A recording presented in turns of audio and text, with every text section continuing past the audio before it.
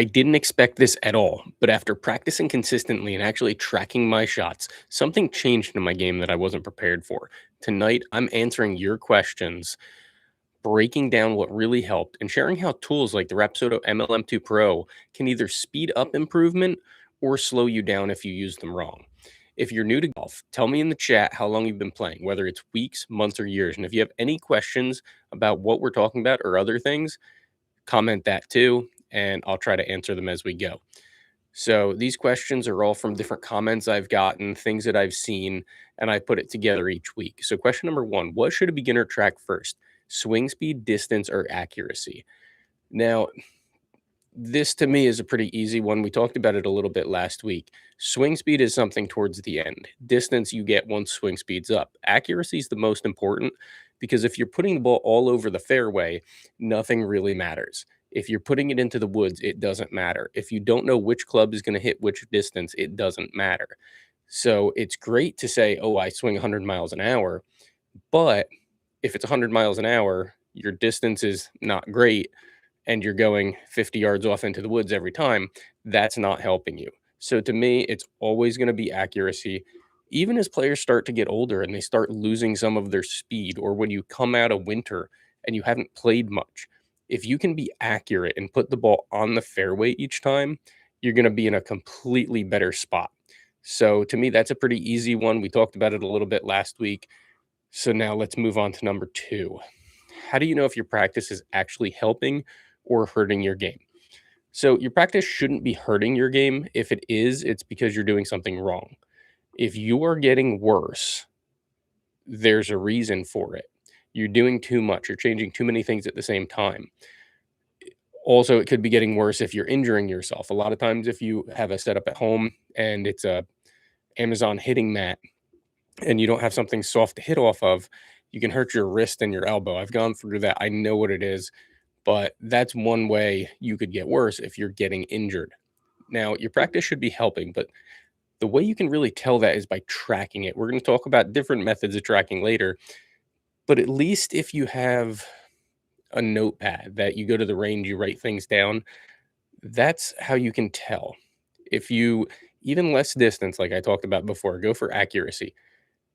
If you aim at a target and you know the distance of it, you can write down, okay, that was a hit, that was a miss, hit, miss, miss, miss. You should start seeing yourself get more consistent with getting to the target.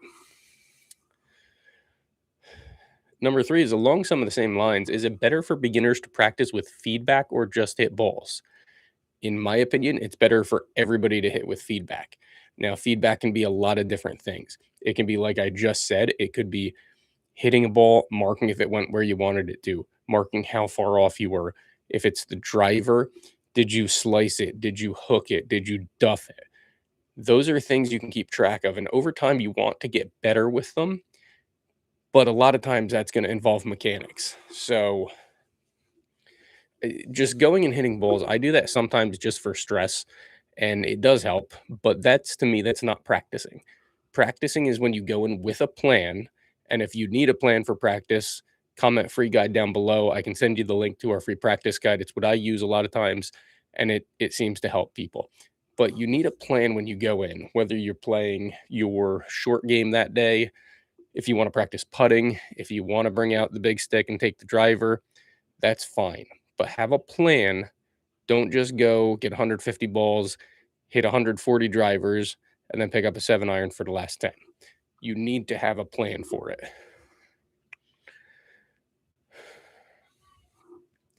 All right. Number four, what's a good miss for a new golfer and how do you practice towards it? So I always had a nasty slice. I fixed a lot of my mechanics.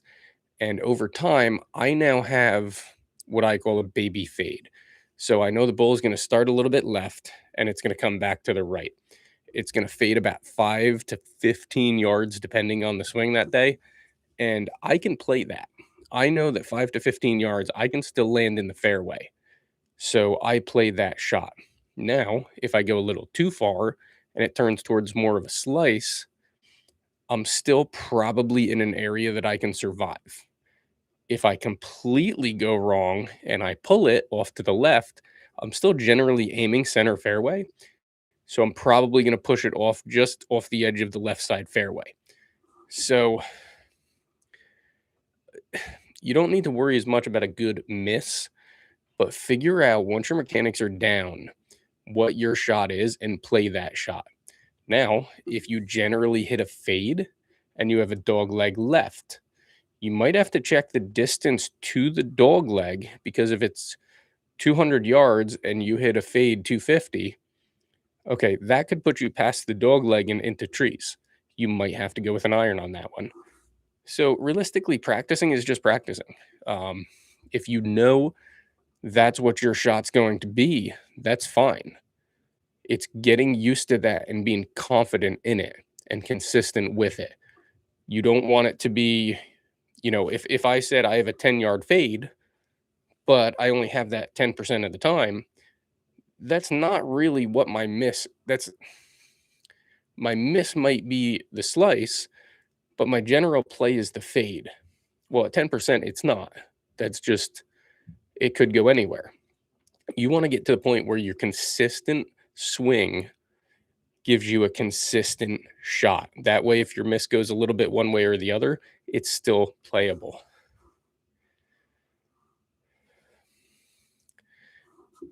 How often should a beginner change something in their swing? So, this is similar for beginners and people who've played for longer. You really only want to change one thing at a time. Now, if you're completely out of whack, you might have to start from the beginning. We go over that kind of stuff too. But you want to change one thing at a time to get your body used to it. Whether you're beginner or advanced, a beginner, you need to start off understanding the mechanics. That way you can advance and get better. As somebody who's played for a little bit longer, that you might need to tweak one thing, whether it's your foot placement, whether it's the speed of your backswing, whether it's learning to drop the club when you start swinging.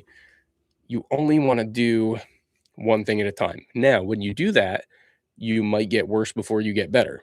It's very common that when you make a change, it takes a while. I know that in high school, I had that nasty slice because I had an out to in swing. If I'm not paying attention, if I don't pick up a club for a while, I go right back to that swing. Your body gets used to doing things a certain way. So do the one, get used to it, get the muscle memory, and then when you get out on the course, get rid of the thoughts. Now, one stat that people completely ignore, and I think it explains why sometimes practice doesn't translate. When you're out at a range, one, the balls aren't the same. 100% not the same. They're lower quality, lower cost. We're generally using stuff that's more expensive, even for the cheaper model balls. But angle of attack to me is important, and it's something I didn't really understand until maybe a year ago. With your irons, you want a negative angle of attack, which means if the ball's here, you're coming down and compressing it. With the driver, you want a positive, so you are down and coming up, and that's when you're hitting the ball. That's something that I never understood. Now, when you're hitting at a range, if you really have the little rubber ones that stick up, if you don't bring your own, you're hitting from the height they want you to, not necessarily where you normally would. So go on Amazon for $10, buy a set, and then bring it with you.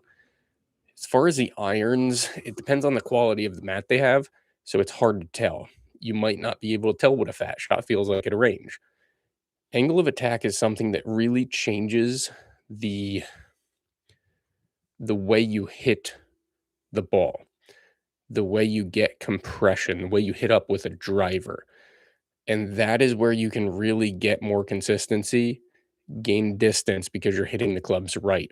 So that's one of the things with my Rapsodo that I can look at now. Every single shot I take, I can see how I'm approaching the ball. And to me, that is a stat that is extremely important, more important than speed, honestly. So that's something you may want to be looking at. All right, number 6. So this actually kind of ties into what I was just saying. Can launch monitors actually help beginners, or are they too much data? Yes, they can help. When I was starting back up, I started back up in 2024, and I saw in January the Rapsodo MLM2 Pro, ended up buying one, and I didn't know if it was going to work for me. So the nice thing is you can look at as much data or as little as you want. There's so many different things, but the other plus for me, at least with the Rapsodo, that's what I have. I know some other ones can do it, but for the price I went Rapsodo. You can watch your swing and watch your impact of every swing you take. And I think that it's perfect. It does what you need it to.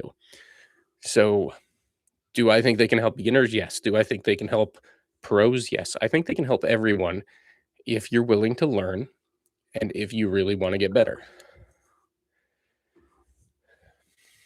What numbers actually matter on the Rapsodo MLM2 Pro for new golfers? Well, the same numbers matter for everybody basically. To me, it's more of watching your swing, and angle of attack is important.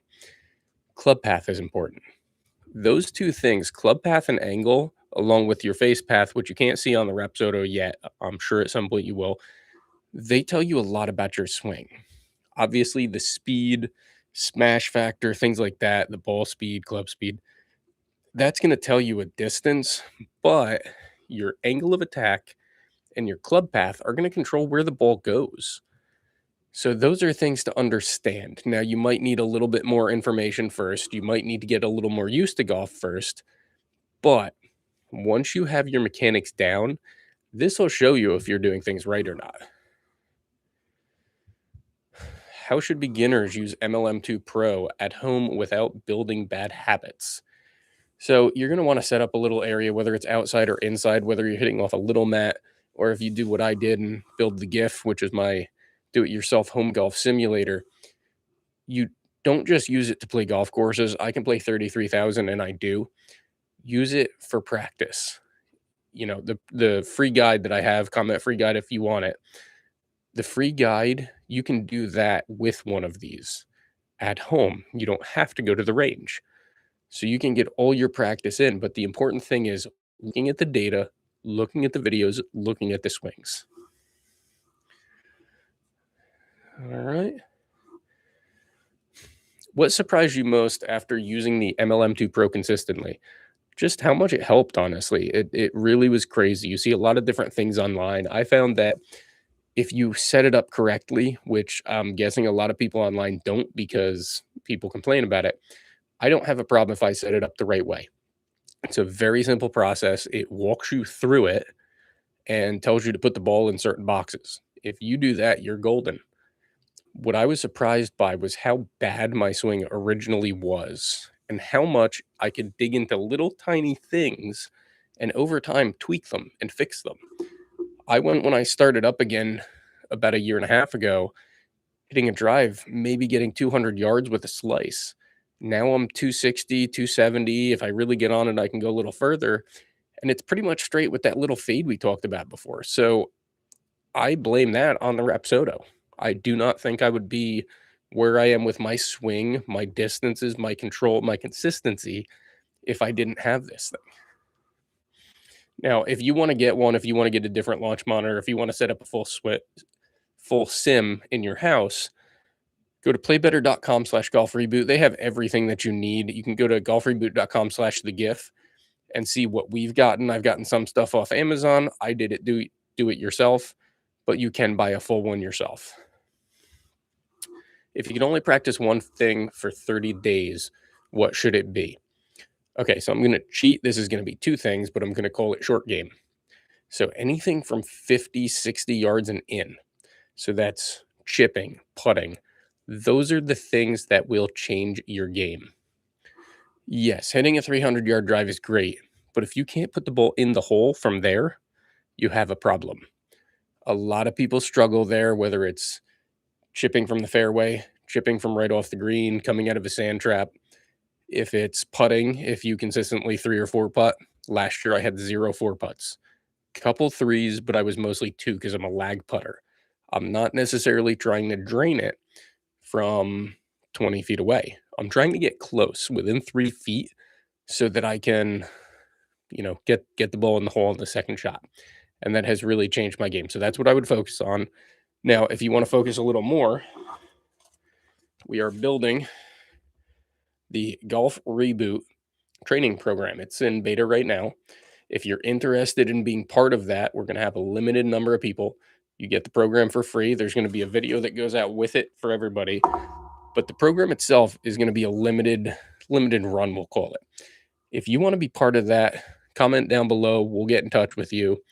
And as we're just about ready to release it, once we are, you'll get a copy of the PDF and you can go through, tell us what you think. I think that is something that can help new people learn golf. It's basically all of the things I went through over the last 2 years to recreate my golf game, and it's something that it'll save you a lot of time because you won't have to go through and do the research that I had to do. All right, so we have no extra questions in there. So what else? All right. So along with learning the game and mechanics when I started, I struggled with a lot of the game. My bunker game was terrible, but eventually I figured it out. If that's something you struggle with, I actually made a video on what changed bunkers for me. It's popping up on the screen now. I think it'll really help you. My goal here on this channel is to post things I wish I knew when I started in 2004 and to help 1,000 golfers just like you this year while I do it. Don't forget to subscribe so you see the rest of our videos and become part of the Golf Reboot family so that together we can play better, have more fun, and love the game again. See you next time.